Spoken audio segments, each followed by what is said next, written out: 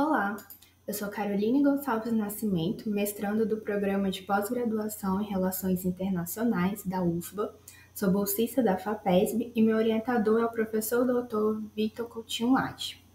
O trabalho que vou apresentar tem como título A Separação entre Cultura e Natureza e a Temporalidade na Periferia do Moderno. O objetivo é analisar como o discurso hegemônico de distinção entre cultura e natureza se relaciona com a percepção do ordenamento temporal por intérpretes do Brasil. Cristina Rojas argumenta que a distinção entre cultura e natureza, a divisão entre modernos e não modernos e a ideia de progresso ao longo de um tempo linear sustentam um projeto de modernidade que se pretende universal. O discurso hegemônico de separação entre cultura e natureza se fortaleceu a partir do século XVIII com a racionalidade iluminista antropocêntrica, a qual não somente aparta a natureza como um domínio completamente exterior ao ser humano, mas também legitima sua subjugação.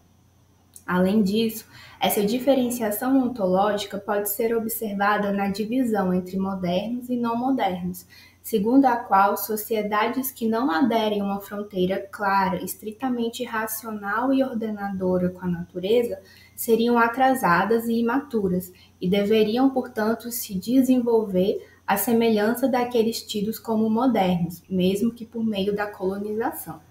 Nessa perspectiva, a temporalidade da era moderna se coloca como alheia ao mundo natural e se apoia em uma ideia de desenvolvimento progressivo e linear do tempo, em que transformações históricas europeias resultariam de processos exclusivamente internos, ao mesmo tempo em que serviriam como referências universais.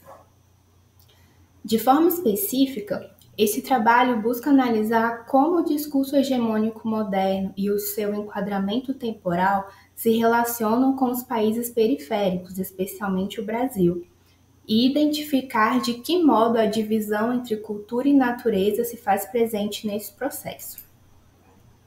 Resultados parciais da pesquisa indicam que a colonialidade e a racionalidade eurocentrada influenciam também o sistema de conhecimento e o imaginário dos colonizados, que passam a aspirar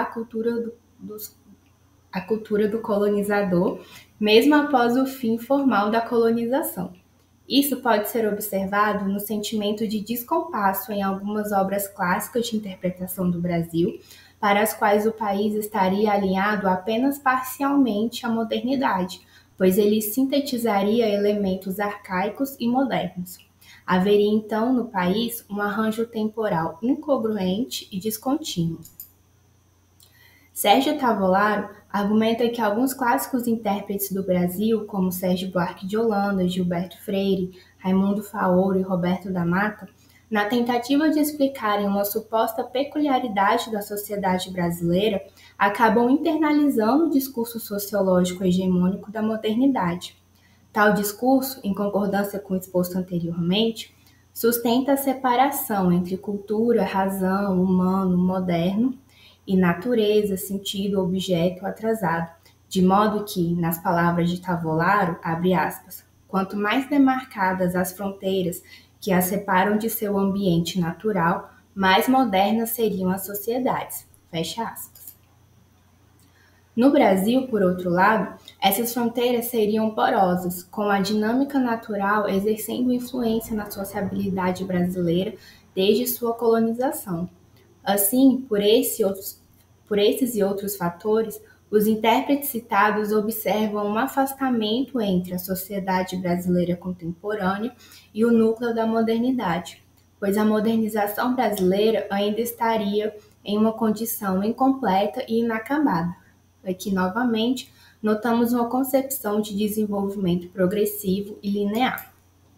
Todavia, ao contrário do discurso hegemônico, estudos críticos aqui abordados indicam a inadequação de uma separação rígida entre cultura e natureza, tanto nas regiões periféricas quanto no centro, e argumentam sobre a existência de híbridos, modernidades e temporalidades múltiplas ou mesmo pluriverso.